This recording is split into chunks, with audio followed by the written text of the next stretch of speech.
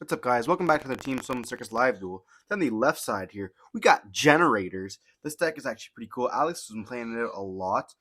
He's been testing it out. I know we played it at the regionals. I think he got like 10th place. So big shout out to him, working on the deck. With the new monsters, like Lopers is pretty crazy. They got a monster, or they have an Omni Negate, I should say. Their new rank 8 or rank 9 is actually pretty crazy. It like allows you just automatically get like the bodies on the field, as well as like they have like that new normal monster, or not normal, like the common card is pretty crazy too, as well as like boss state or generator room, whatever the field spell's called, is still just absolutely busted. And on the right side here, we have Kashtira. David's normally playing the Abyss Actor deck or some other deck that he's normally on. But he's hopping it up onto a meta now. So we're going to be seeing that. We're going to see some high rolls here. And before we dive in, don't forget to like, comment, subscribe to the channel a lot. We are on the road to 5K here. And, well, let's dive in. So we're going to see game one here. I believe Generators is going to start first. There's no way they just passed. They got to have stuff here. So we're going to see Generators going to start off with a normal. Looks like they're going to normal summon the Diviner of the Herald here, which is going to be able to send. It's a cool thing. They're also playing the Enthus. They're going to be chaining the Imperm on this, trying to stop it. So don't even want to see the shenanigans they're going to pull off. And then they're going to continue it up with the Prosperity here, banishing 6 here, digging deep. Will we see them get hit with an Ash though? We do see some fusions in there, maybe playing instant fusion or something like that. Where I see Terraforming, Talent, evenly, low pres, the Generator Negate, and the triple tactic Thrust. I know Alex was telling me that Thrust is one of the best cards in his deck. I think it's one of the best cards that came out this year. We're gonna see them search for add the new one. Voila! It can summon herself out. You send one other generator card from your hand or graveyard, then you special summon it. We're gonna see them summon. They're gonna dump the low pres. They're gonna special summon out Mardell.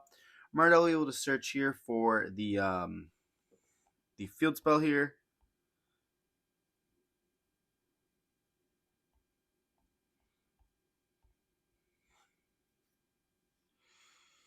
Then we're gonna be going into the new rank 9. It'll let them. They'll put the field spell on the field and then they'll pass. I believe if when they activate the effect, they can summon out here, which are going to summon out the Har, Generator Boss of Storms. Then we're going to summon out 4 of the tokens here because we do have the Diviner of the Herald on the field, and this will allow us to card effect is activated, contribute 2 generator cards, I guess, monsters, which are the tokens, and it's gonna get Kaiju'd here, so they're unfortunately not going to be able to do that, but they're going to take a second to read the XYZ.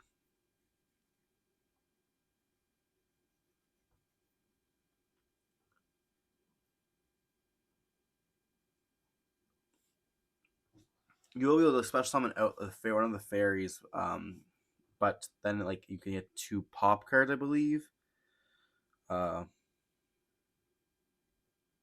you have to summon out the other one, the reptile, then you equip stuff. That's not very good.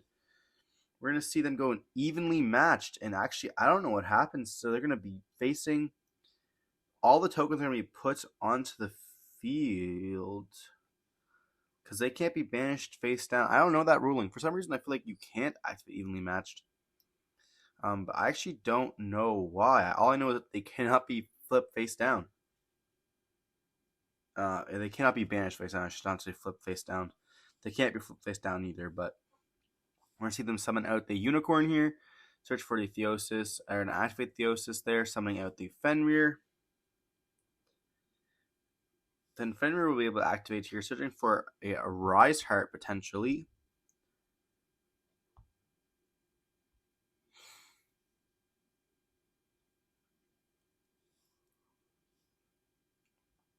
It looks like they're thinking in their hand.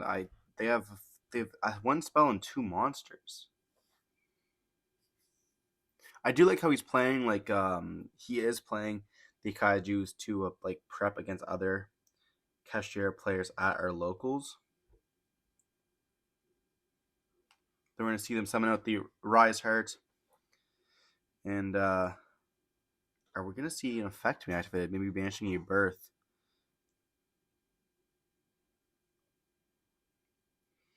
Let's see what they choose to banish for cost here. We did see a Book of Eclipse in the main deck as well. They are going for the birth there. We're going to see the top deck of the four of the opponents, or three of the opponents being banished face down here. They're going to hard make the Arise Heart here. Going for that macro Dryden. And then during the end phase, those tokens will be disappearing here.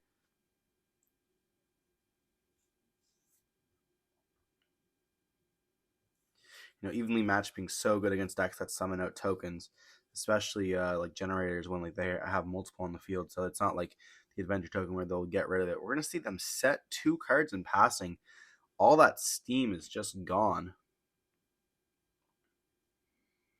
I feel like you activate the effect of a Rise Heart here to pop one of the back row. Yeah, so we're going to see them banish face down in the back row. We won't get a chance to even see what it is for a second.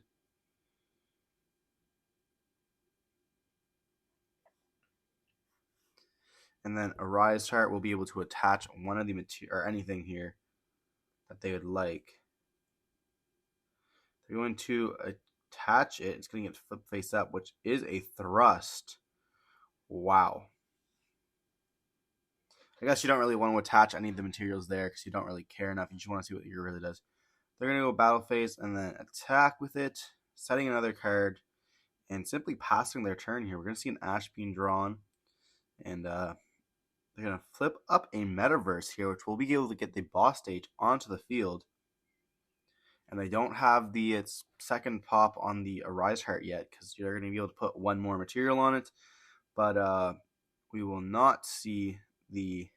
They'll need one more. So something will have to send one more. We're going to see during the standby phase, boss fight will be able to activate here. I think they only play one of Har. So they won't be able to summon that out, but potentially summon out Lopez, as we see here. You're going for the castle. I actually don't even know what this one does. I think this one is you just banish a card on the field by getting rid of the tokens. We're going to see a Book of Eclipse in that gorgeous platinum rarity, my favorite rarity personally. So flipping that that Towers or whatever Delusion one it is, flipping it face down. Then we'll be seeing the Arise Heart getting that third material, and once again we have those 5 tokens or 4 tokens onto the field.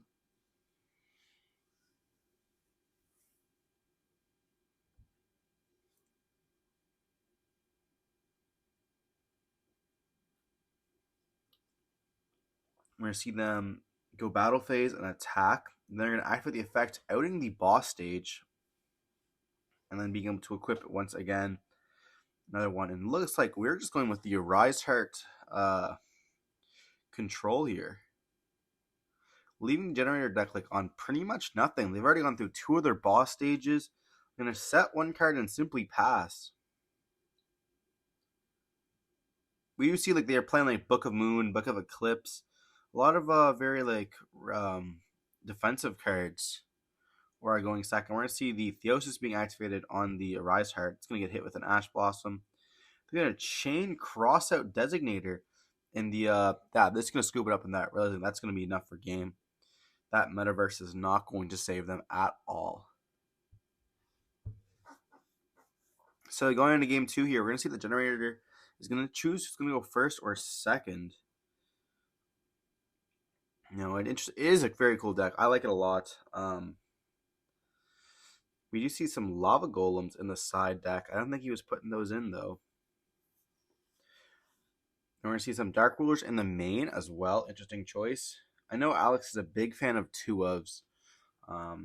He loves his 2-of cards. I remember on playing. I think he's playing 2 of the Dark Ruler No Mores, 2 thrusts, and he's like, oh well, the thrust acts as the third one, which makes a lot more sense now than it used to before thrust, obviously. But you know, I think that card just it does change how especially going second deck building is. But let me know in the comment section, what deck do you think is going to win this match, as well as what other decks do you guys want to see?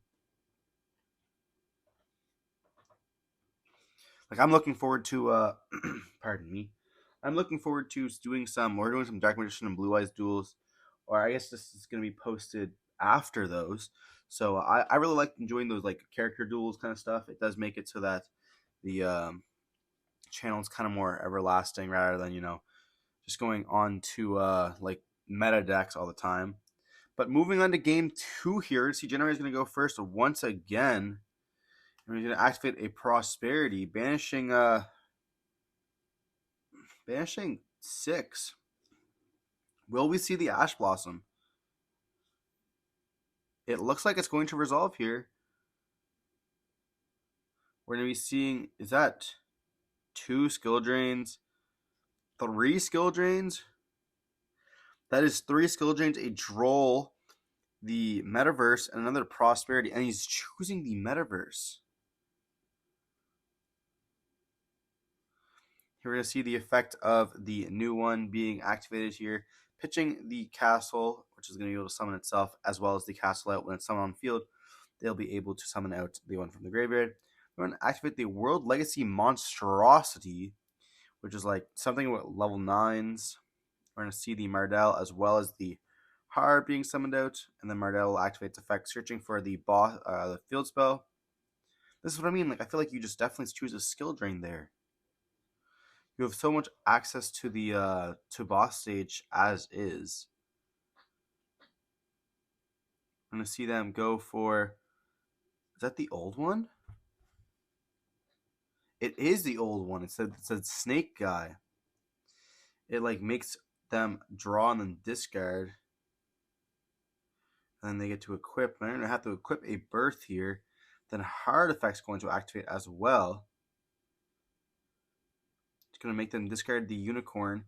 We're gonna overlay a nice little hand rip there. We do see an Entis as well in the deck, maybe for the Diviner. Then go for the new Generaider XYZ here. Take a second to read it as well.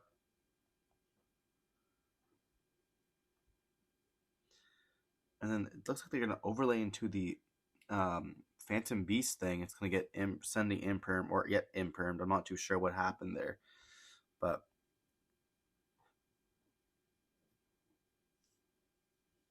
we are going to be seeing the Hard being summoned out and then 3 tokens being summoned as well. They did get hand looped a little bit here. And then they're going to just activate Metaverse. Going for a secret village of the spellcasters here because they control a spellcaster. Holy. Why do you need skill drain? We can just stop them from summoning or using any spells. But it's not going to matter because they're going to be able to just kaiju them once again. And all of a sudden, they're locked out of spell cards. We're going to see them activate the effect of the Eternity, the Snake, which will be able to equip stuff.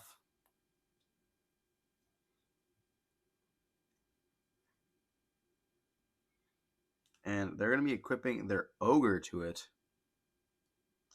And they're going to hit with the Droll there, so they won't get to have any of their Unicorn or Fenrir.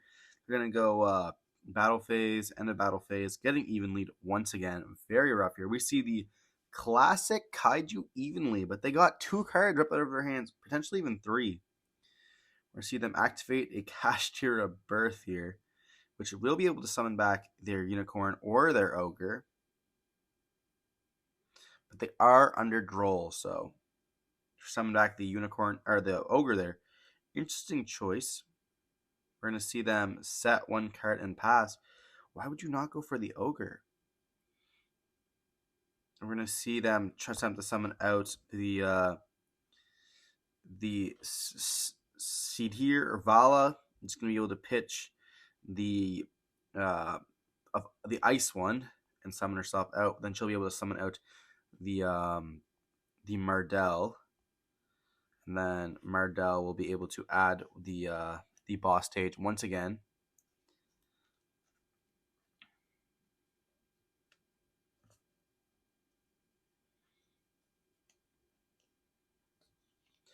We're going to see them activate the effect of the Ogre, and they're going to be able to look at the top deck here.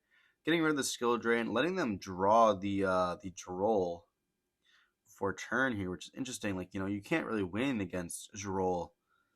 But they're going to let them top deck into it. I wonder what they have planned for that here. We're going to see them going for another overlay for the new XYZ. But they have no cards in hand, so they're not going to be able to do any of the effects to make them equip and stuff. So, but everything does lose 1,000 attacks, so we're going to see them go into battle phase and whack it.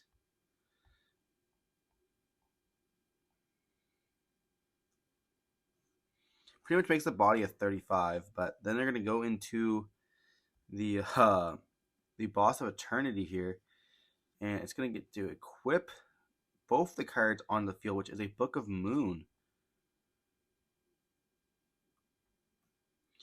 That layer near the Boss of Shadows is pretty crazy. Being able to like equip any cards from the field or graveyard that were special summoned to the monster, like that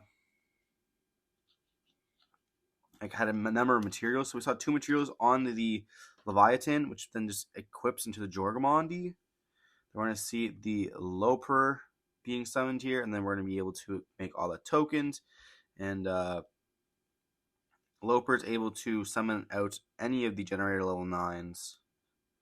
So we will see the Kashtira player scoop it up going into the game 3 here. That was pretty crazy. Those new cards, like the Vala as well as Leviathan, is absolutely just bonkers. Like, okay, so you have 3 level 9s, and then you just overlay into it, and then you just attack, and then you can act for the effect. Go into the Jormungandry, and then like your monster, like you're pretty much picking apart a board so easily with just overlaying into level 9. And it's also generic. I'd like to point that out. So like you could, if you wanted to, if you had like a level 9 spam deck, go Leviathan right into the Boss of Eternity, and like let's say you had like 2 on the field or 3, you'll just like equip 3 cards, and it activates as effect. Like it doesn't target at all. If it resolves, it resolves. And there's not much I think you can actually do to like negate that effect really. And like it also does graveyard as well as on the field. So like by the time you're equipping stuff, you're already resolving. That card's crazy to me. Like being able to do that is like such a niche effect that we don't see at all, which I think is definitely cool. And then you get like the boss monster, the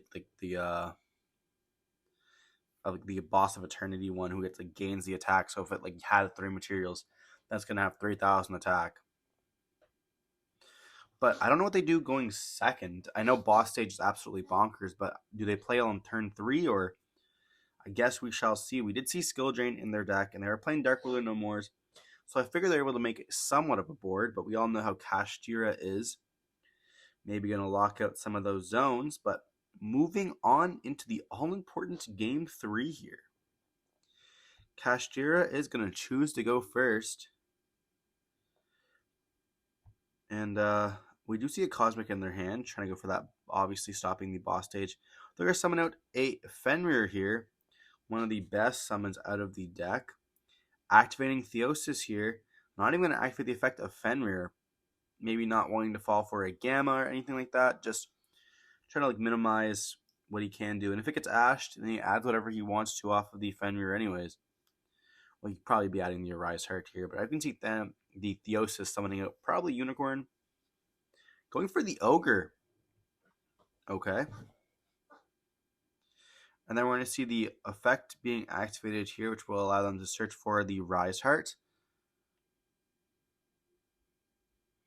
And then we're going to be we're choosing to use the Fenrir before the Ogre because we'd rather have the Troll.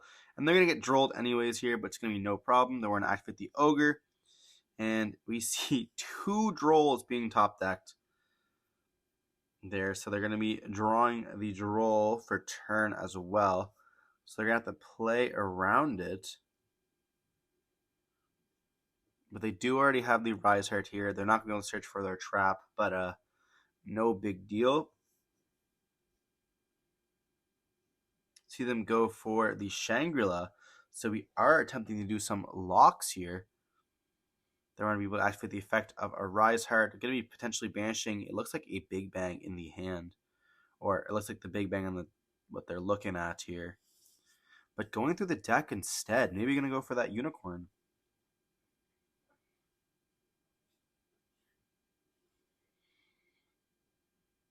Or is there a world where you banish Big Bang, activate the effect, summon out the Fenrir, and then lock one of those zones and simply just pass on that? Because there's like, you don't really care about I guess they do care about the Unicorn here. You know, the Rise Heart now becoming level 7. Locking out one of the monster zones, that's crazy versus generators. You know, you're pretty much stopping any of the token generations. You know, making them only have like 2 monsters on field or even less. Like if they just can't summon any tokens, that's pretty great. We're gonna see them having the Birth, which is able to just normal summon out the unicorn, or summon out the unicorn from the banished zone, and then they're gonna make the Rise Heart here with the Rise Heart, and set 2 cards. Then, of course, during the standby phase, Shangri-La will not be able to activate its effects, summoning out that Fenrir anyways. And yeah, so we have a monster, banish, extra deck rip, 1 zone locked, but another zone's going to be locked very momentarily, and 2 face downs as well to have to handle here. We're going to see them summon out the Lopres, which is actually in the runic art, by the way. So maybe Generator lore here. It's going to activate its effects, which is going to summon any of the level 9 generators from the deck. Potentially going for the Mardell or the new one here. It looks like they're going for the Mardell. Summoning her out. She'll be able to activate her effect, as well as, you know, we're going to see the Rise Heart activate its effect first. It is mandatory. Which we'll be able to equip. And you can chain the monstrosity to it. Just going to summon out the Eternal One, the Omni Negate, as well as, it looks like he was trying to go for the Ice guy there. Going for the new one, Vala. Then we're going to be seeing the Rise Heart going to be equipping, and then Mardell will be able to search. And Unicorn will also activate here, ripping the Leviathan from the extra deck here. It's interesting that he chose that one. Maybe knowing that he won't be able to out it if he does just get the effects. We're going to be seeing Shangri-La lock another one of those monster zones, which is huge. Then we're going to see him equip, which ends up being the Droll, which is kind of funny.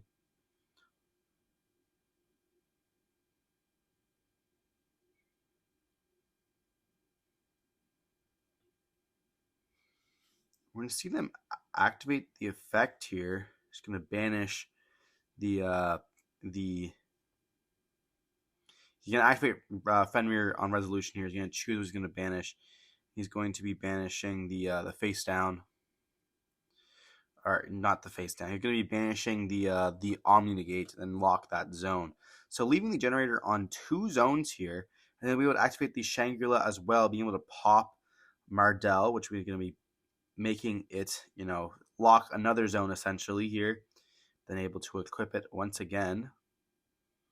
And, you know, Generator is going to scoop it up, realizing they have 100% lost the game. They cannot do anything with 1 zone on the field. But we're going to see them do a fist bump there. And we're going to see that Kashtira is going to take the game there. Kind of surprising to me. I was hoping to see Generator pop off maybe a little bit more. But I guess we do get to see how important the field spells are and the downside of those tokens being summoned. Hope you guys enjoyed the video. Don't forget to like, comment, subscribe if you want to see more content like this. Let me know in the comment section what decks you guys want to see, and don't forget to stay safe. Peace.